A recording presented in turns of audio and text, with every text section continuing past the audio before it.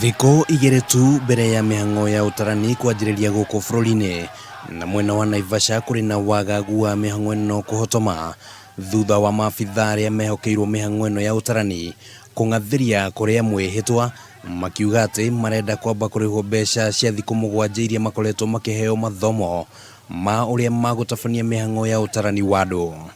7 days we have not been paid our lunch. We have not been paid our allowances. Our fare has not been paid. We have to be paid first before we proceed to the main business. Nothing is going to happen without us being paid the main business. Kaunti zingine wanapewa pesa kwa mkono.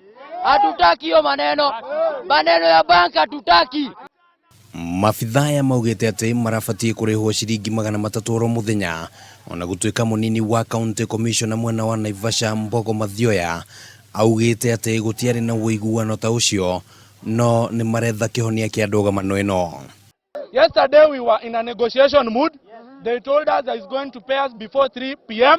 We were here before 3 p.m.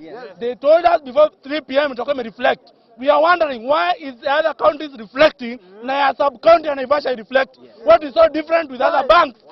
Ona gukiri uguo Mbogo ni ugite ati mitaratara bara nginyo ni yarirwo ya gutigirira Mihang'o ino ni gatwarithio na mbere uria kwagiriire akiuga ati ona oho njira-ini ya Naivasha ni mathingatitwo na njira nene.